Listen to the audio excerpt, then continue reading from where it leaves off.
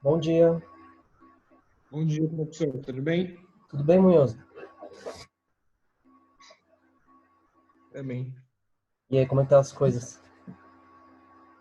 Vai indo, né? Olha o Almeida aí chegando. E aí, Almeida? Oi, professor. Tudo bem? Tudo. Hora de ânimo, hein? Animado? Poxa vida, não, vamos ficar de olho nesses acidentes aí. Animado ou mais ou menos? Já volto, professor. Só vou tirar uns minutinhos aqui as pessoas começarem a entrar. Aí a gente já começa, né? Só mais alguns minutinhos aí.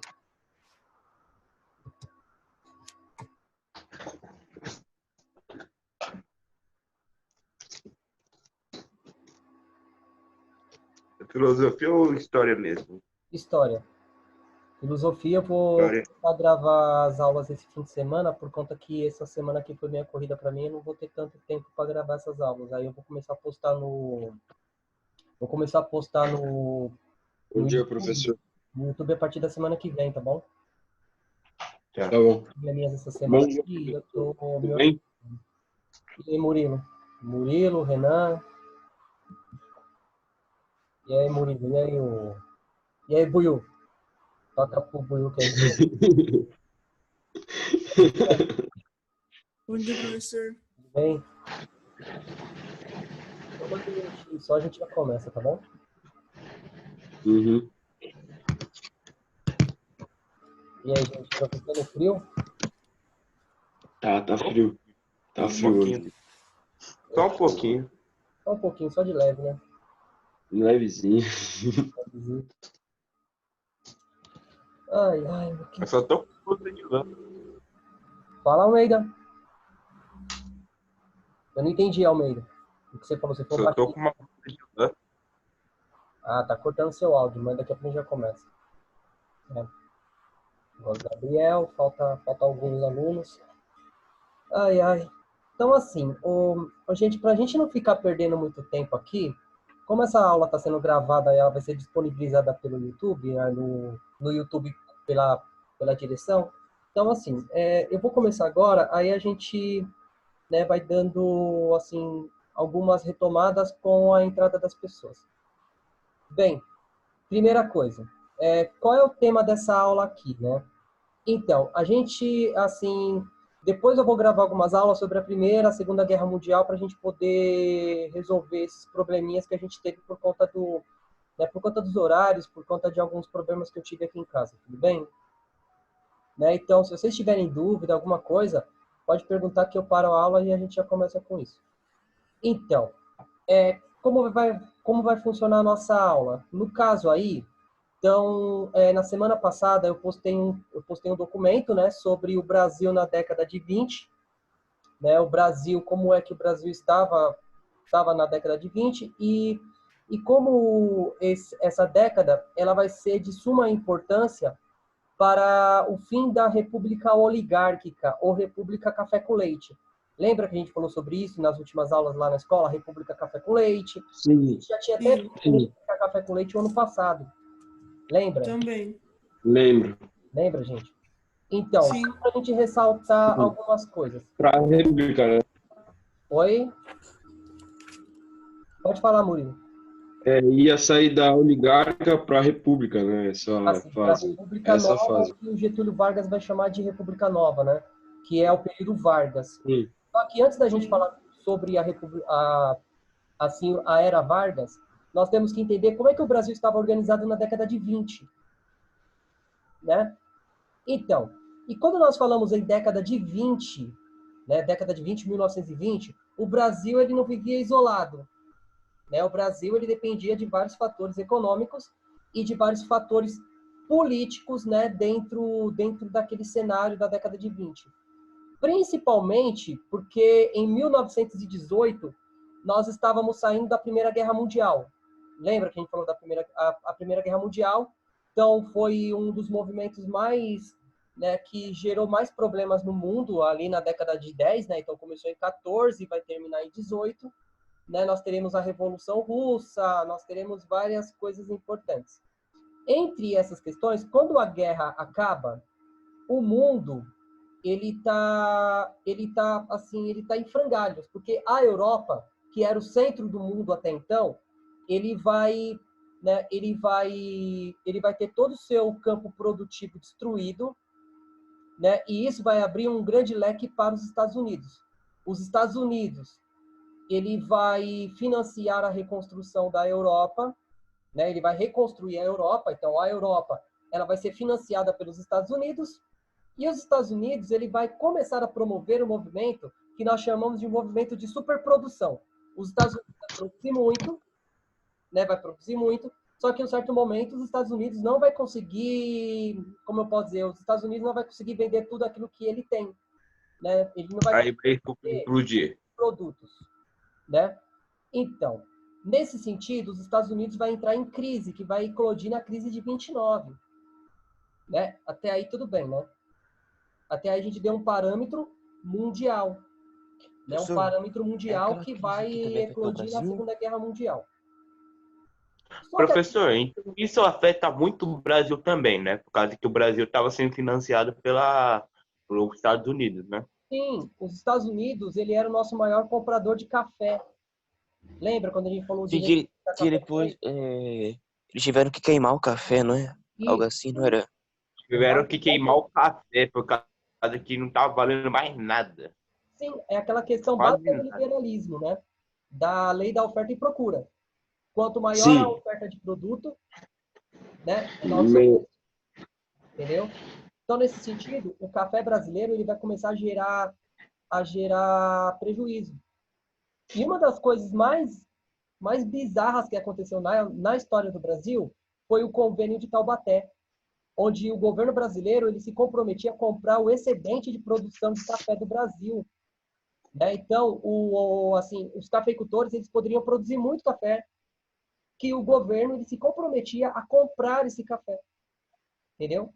Então, por que eu estou falando isso aqui para vocês? Porque quando a gente fala na década de 20 no Brasil, nós temos dois movimentos importantes nessa década de 20 que vai eclodir na Revolução de 30, que foi quando Getúlio Vargas toma o poder, né? Primeiro, o Brasil estava no auge da era do café com leite, né? Então, a sucessão presidencial entre paulistas e mineiros acontecendo. Uma das coisas que nós temos que entender também, a oposição, ela tinha uma voz ferrenha. A oposição, ela queria tomar o poder. A oposição, ela queria governar o país. Só que qual o maior problema disso? Né? Que havia as fraudes eleitorais, havia aquelas coisas que a gente já falou ano passado, voto de cabresto, o voto do cacete. De chibata. Também teve aquele que era assim, né, professor? Eles brigavam, era Minas e São Paulo, né? Ia trocando de presidente. Isso, então eles faziam essas davam voto também, batia nos outros pra um monte de coisa. Isso, e também tem uma coisa importante, a fraude eleitoral, né? Porque é o seguinte, muitas vezes o Brasil ele tinha alguns problemas nesse sentido, né? Que em alguns lugares as pessoas acrescentavam votos na urna que aqueles eleitores não eram credenciados para votar. Então, aquilo que eu falei para vocês, muitas vezes, uma zona eleitoral, ela tinha 60 eleitores. Só que quando ia contar os votos, tinha 80. Então, tinham 20 votos a mais. E esses 20 votos a mais davam vitória para o candidato ou de São Paulo ou de Minas. Bem, Tipo, foi contar 70 e 40 votos. Então, tinha muito mais basicamente. votos do que pessoas que estavam habilitadas para votar naquela sessão. Além da pressão da fala, né? Porque os coronéis do Nordeste, as lideranças no interior, aqui mesmo em São Paulo, elas pressionavam as pessoas para poder votar. Então, as pessoas eram obrigadas a votar naquele candidato que aquela pessoa queria, né? Que aquela liderança queria, e além tinha a fraude, né? Então, política nacional. Então, dentro desse cenário todo, também nós temos dois movimentos importantes na década de 20. eu acredito que a Josi já falou para vocês de um desses movimentos, que é a primeira semana de arte moderna de 22. Sim. Aham. Sim. Então, a primeira semana de arte moderna de 22, ela foi um movimento também muito importante na política, porque eu acredito que a Josi explicou para vocês a questão da estética, né? A estética, como as obras eram feitas. Sim. No caso, qual era a intenção desses artistas, principalmente Tarsila do Amaral, Cândido Portinari, e por aí vai. Eles queriam romper com aquela estética eurocêntrica. Sabe aquele modelo que a arte principalmente... Só vinha da Europa, né? Aquela arte era da Europa. Eles queriam, tipo, mostrar um outro tipo de arte, né, professor? Isso. Queriam mostrar seu tipo de arte aqui no Brasil. Isso, com elementos brasileiros. Né? Tem muitas críticas sobre a primeira semana de arte moderna. Tem gente que acredita que a primeira semana de arte moderna foi um movimento, né? Foi um movimento que ressaltava a questão do preconceito dentro do nosso país, né? Isso tem várias versões, né? Então, só que nem aquela questão do quadro do proletariado da Tarsila do Amaral, que mostra vários rostos, né? Então, esse quadro tem alguns antropólogos atuais que eles falam que é a questão da miscigenação do povo brasileiro, né? Então, e nesse sentido, também nós temos um grande músico, né, que é muito valorizado lá fora, que aqui é pouco conhecido, que é o Villa-Lobos. Né? O Villa-Lobos, ele compôs uma obra chamada O Guarani. Né? Acredito que vocês não têm idade para saber sobre um programa de rádio que passava às 7 horas da noite, que era A Voz do Brasil. Acho que os pais de vocês devem conhecer isso, porque a gente ficava muito chateado, muito puto da vida, porque porque nós estávamos escutando música, quando dava 7 horas da noite, eles paravam a programação de música e faziam um telejornal do governo nas rádios, que era chamado da Voz do Brasil. E a abertura desse telejornal era a obra O Guarani, de Villa-Lobos. Tudo bem? Por que isso aí é importante para a gente ressaltar essa questão da primeira semana de arte moderna? É o seguinte, os artistas, os intelectuais brasileiros, eles queriam dizer o seguinte: nós temos cultura e nós temos potencial para produzir arte. Né? Nós não precisamos seguir os modelos eurocêntricos. Nem tudo que é da Europa é perfeito. Então, nesse sentido, a primeira semana de arte moderna ele tem esse caráter, né? Esse caráter bem nacionalista. Lógico, a crítica no Brasil sempre é uma crítica muito feroz, né? Porque o Brasil ele tem medo de algumas rupturas, né? Então a crítica foi muito violenta contra a Tarsila do Amaral, foi muito pesada sobre o Portinari, entre outras coisas. Por que eu estou falando isso aqui para vocês, né? Porque... Fala, Murilo. Anitta Malfatti? Também. Até a professora falou que teve um cara aí que falou um monte de coisa dela e que ela ficou tão mal. Foi acho que o Villa-Lobos. Não lembro. Então, ele falou mal da obra dela. Então, mas daí o que acontece? Esse movimento ele foi tão questionado, ele foi tão marginalizado, ele foi tão combatido, que os artistas começaram a pegar o rumo da Europa. Eles começaram a se exilar na Europa. Tanto é que o Villa-Lobos ele é muito mais conhecido na Europa do que aqui no Brasil. Né? Acho que vocês não conhecem uma banda chamada Sepultura, né? Que é uma banda de heavy metal. Eu estava vendo uma entrevista do guitarrista dele que diz o seguinte, que o Brasil ele não valoriza o que é produzido aqui dentro. O Brasil ele valoriza muito mais o que vem de fora do que é produzido aqui dentro. Tanto é que ele fez violão clássico em uma faculdade muito conhecida de música lá fora, que agora não me vem à memória qual é essa faculdade. E o André Kiss, que é o guitarrista do Sepultura, ele diz isso, que ele aprendeu muito sobre o Villa-Lobos lá na Europa do que aqui no Brasil. Então a gente valoriza muito o que é lá de fora e nós menosprezamos o que nós temos aqui dentro. Né? Então, e esse movimento da primeira semana de arte moderna, ele rompeu com esse modelo estético.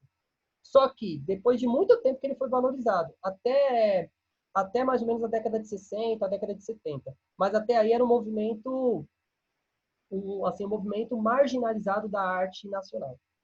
Tudo bem sobre a primeira semana de arte moderna?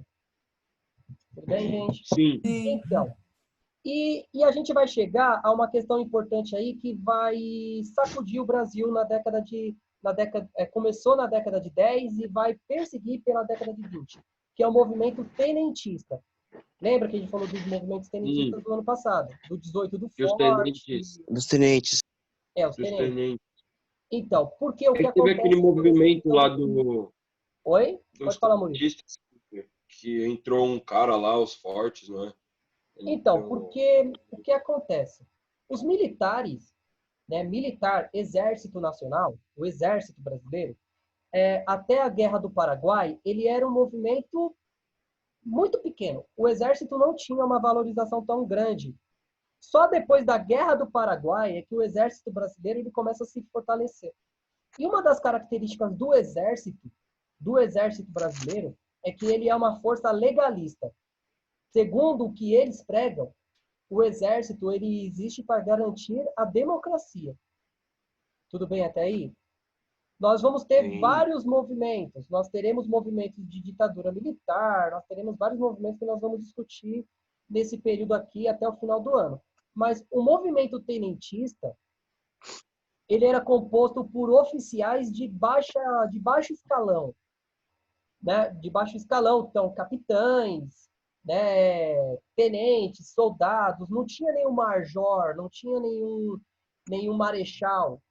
Né? Se a gente for lembrar sobre a proclamação da República, quem proclamou a República foi o Marechal Deodoro da Fonseca. Então ele era marechal, ele estava no topo da hierarquia, né, da hierarquia militar. Por que eu estou falando isso aí para vocês? Acho que é por causa que os outros queriam mais igualdade, né? Oi, eu não entendi, desculpa. É por causa que os outros queriam mais igualdade entre eles, né? No trabalho. Então, é que assim, os militares eles acreditavam que esse modelo da República Café com Leite, ele tinha uma proposição, ele poderia promover um grande índice de corrupção. Então, a corrupção que existia no período Café com Leite era algo gritante. Então, existia um movimento muito grande de corrupção. Gente, é só a gente pensar o seguinte, né? Então, como é que eu iria burlar as eleições? Eu tinha que comprar alguém. Né? Tem um filósofo francês chamado Jean-Jacques Rousseau, que ele diz o seguinte, né? O mundo só vai ser realmente democrático quando não existir um homem tão rico que seja capaz de comprar uma outra pessoa e uma outra pessoa tão pobre que não tenha que se vender para sobreviver. Então, gente, assim, por que eu estou falando isso aqui para vocês?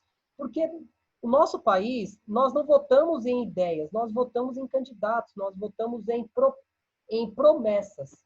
Nós não votamos em propostas. Entendeu? Eu prometo construir eu prometo asfaltar a sua rua. Você vota em mim? Não, você vota em mim. Então, eu estou prometendo para vocês. Isso não quer dizer que eu vou cumprir. Só que, quando a gente tem República Café com Leite, era algo institucional. Então, os barões do café e os barões do café em São Paulo e os barões do leite em Minas, eles queriam manter os seus privilégios. Pensa bem, eu posso produzir café a rodo, posso produzir muito café. Então, e o governo ele se compromete a comprar o café que eu produzi. Então, se eu vender 10 quilos de café, mas eu produzir 200, os outros 190, o governo vai ser obrigado a comprar. É lei. Então, para manter aquele privilégio, a elite cafeeira ela fazia qualquer coisa, ela comprava, ela, sabe, corrompia, e por aí vai. Então, qual foi a tendência disso? Principalmente, teve dois movimentos tenentistas que são muito importantes da gente ressaltar. O primeiro deles é o 18 do Forte, que a gente já estudou no ano passado. Lembra que a gente falou do 18 do Forte? Então, houve uma tentativa de levante, né, dos militares, né, dentro dos quartéis, principalmente do Rio de Janeiro, porque a capital do Brasil era o Rio de Janeiro. Né? Então, nesse sentido, os tenentes eles vão se organizar, né? Os tenentes vão se organizar e vão criar motins. Só que daí o que acontece? Os superiores a esses tenentes, eles de uma certa forma, eles boicotaram isso. E eles esvaziaram esse movimento. Porque qual era a intenção desse movimento?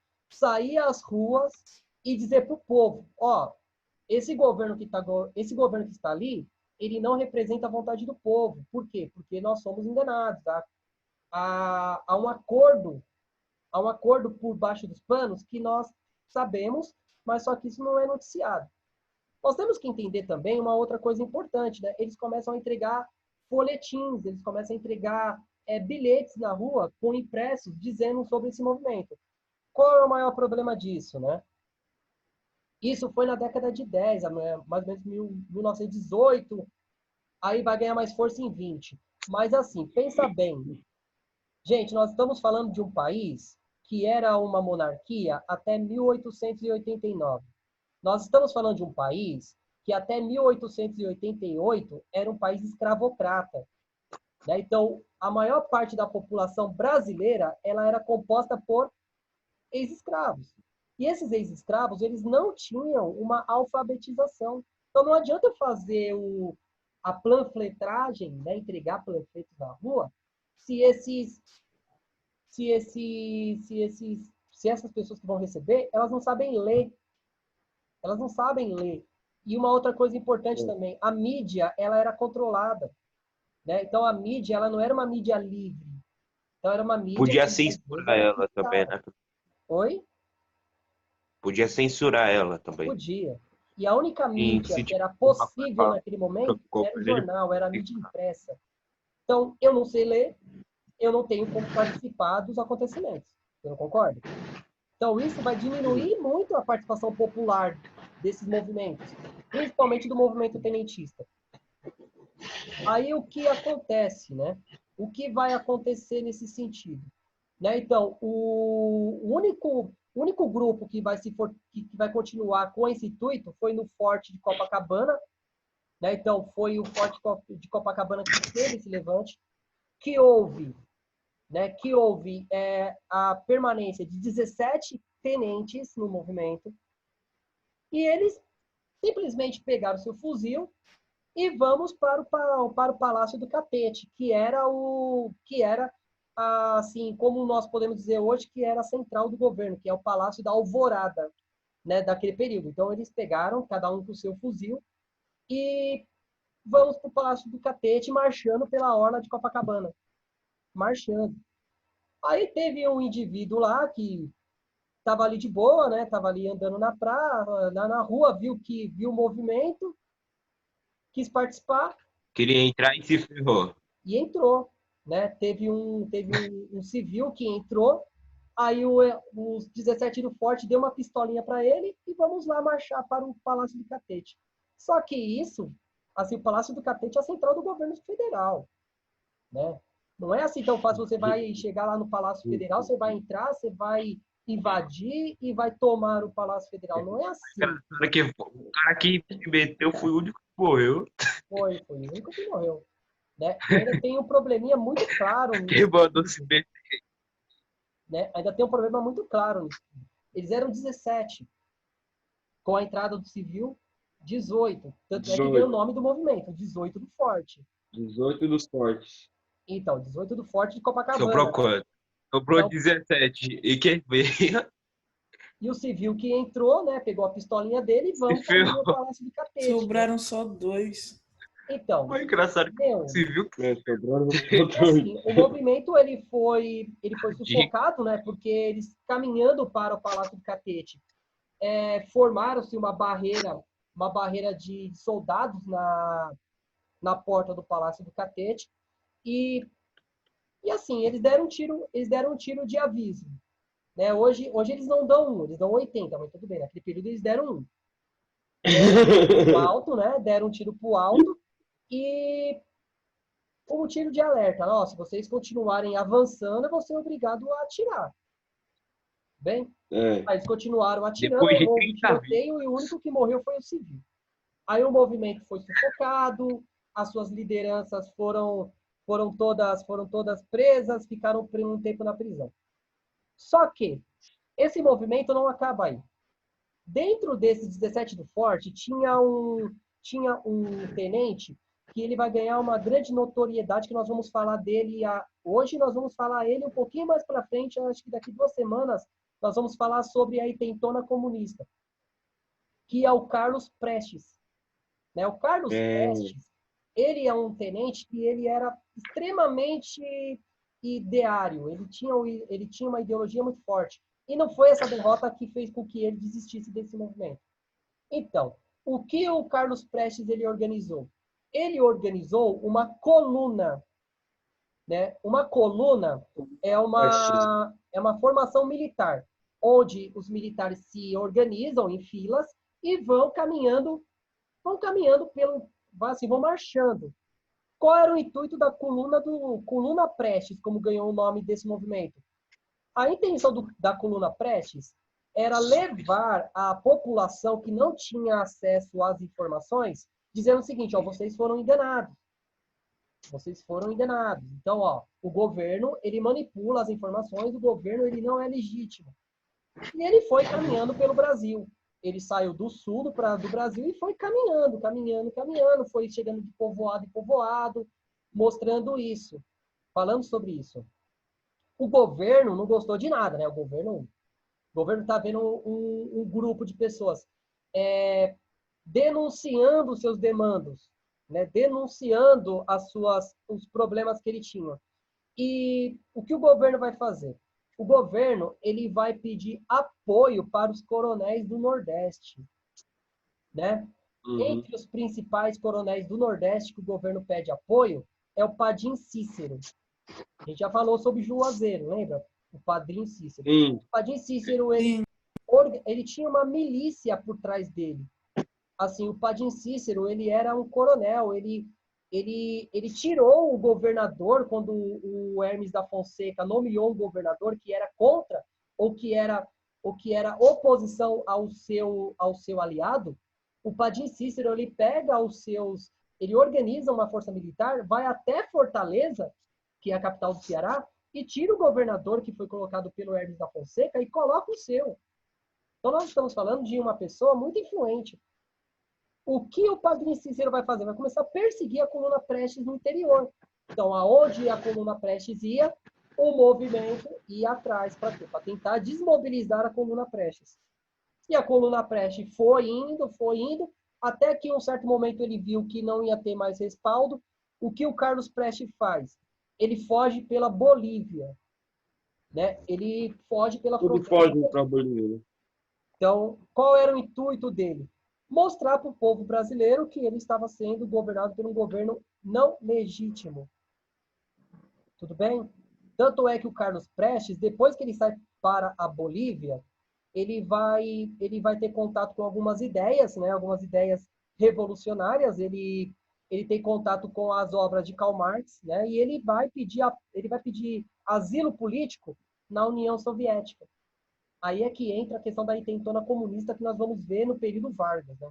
No período que nós chamamos de governo constitucional. Nós vamos ver, não sei se semana que vem, na outra semana. A gente vai falar da intentona comunista. Então, por que é importante a visão da coluna Prestes? Porque o governo Café com Leite, ele vai ter que tomar um tempo. E aí, ó, tá acontecendo essas revoltas, coisas que não tinha antes. Isso vai terminar. Isso vai chegar a um certo ponto nas eleições de Júlio Prestes, né? Porque São Paulo, né? São Paulo é um estado legal, né? Um estado bonitinho. O que São Paulo vai tentar fazer? São Paulo vai tentar emplacar 2 mandatos de presidente. O Washington Luiz estava no poder e o Washington Luiz ele vai indicar o Júlio Prestes para ser presidente da República. Né? E a gente vai ver na semana que vem a Revolução de 30, né? Vai ser quando Getúlio Vargas vai tomar o poder. Né? Já estou dando até spoiler da próxima aula, mas assim, o Getúlio Vargas, né? O Getúlio Vargas, ele era um fazendeiro, né? Ele era um estancieiro gaúcho que vai competir as eleições com Júlio Prestes, mas ele vai perder. Ele vai perder e ele vai ficar ali, no primeiro momento ele vai ficar tranquilo, Só que vai acontecer uma coisa importante, né? Ele vai ter um dos seus aliados, chamado João Pessoa, que é a capital do Rio Grande do Norte, assassinado. Né? O amigo dele. Então, segundo a Aí ele vai ficar história, puto. o João Pessoa, ele era um carinha muito mulherengo, né? Ele tá Ele era fugindo uma do pessoa mulherengo cara e que. tudo mais, né? Ele era um mulherengo e ele estava no bar, né? Cercado de mulheres, e o marido de uma dessas mulheres vai lá e vai matar o João Pessoa, vai dar um tiro no João Pessoa. Só que para os aliados de Getúlio Vargas, né, para os aliados de Vargas, ele vai dizer o seguinte, que o João Pessoa, ele foi morto por atentado político. Né? Então, o João Pessoa, ele vai ser morto por conta de que eles queriam acabar com o Getúlio Vargas. Tudo bem? Então, aí na próxima aula, a gente vai falar da Revolução de 30. Tudo bem, gente? Ó, gente, ó, como eu só tenho 40 minutos com vocês por semana, eu vou continuar naquele modelinho assim. Eu faço as atividades, tá lá, eu já postei isso. Vocês têm que me entregar esse... Ou já entregaram, agora não lembro mais ou menos a data. Então, assim, Na próxima quarta-feira, né, professor? eu vou postar a correção, quando dá a data, eu posto a correção desses exercícios. Tudo bem? Tudo bem. Porque eu acho que, em vez da gente corrigir, eu acho melhor a gente ter essa conversa sobre o tema, porque ela fica mais rica. Porque aí, se vocês entenderem alguma coisa, tem como eu sanar esses problemas. Tudo bem, gente? Alguma Tudo dúvida? bem, professor. Não. Alguma dúvida por enquanto? Então, gente, ó, a aula de filosofia eu vou gravar nesse fim de semana e vou postar essa aula. Acho que até segunda-feira eu posto essas aulas de filosofia. Tudo bem? Alguma dúvida por enquanto? Não. Agradeço a todos, Não. né? E vamos continuar né? Vamos continuar, né, nesses estudos, né? Vamos torcer para que realmente a pandemia diminua, né? E que a gente consiga voltar para a sala de aula, porque eu não aguento mais essa coisa, não. Então, Quando o gente, professor... Professor, já volto, rapidinho. não, eu já vou fechar aqui, o Murilo, por isso que eu Já? estou Já vai? me despedindo, tá bom? Então, gente, Tá ó, bom. eu vou deixar vocês, falta 7 minutos para começar a próxima aula, então vou deixar vocês aí livres por enquanto. Tudo bem? Tá bom. Gente, ó, uma coisa importante que eu vou ressaltar. Tendo dúvida, manda mensagem no meu particular no WhatsApp. Todo mundo tem o meu WhatsApp. Gente, ó, eu recebendo uma mensagem, eu recebendo a dúvida, eu tento responder para vocês o mais rápido possível. Tudo bem? Alguma dúvida por enquanto? Não. Então, gente, ó, até quinta-feira que vem. Até mais. Até mais. Tchau, tchau. Tchau, professor. Tchau.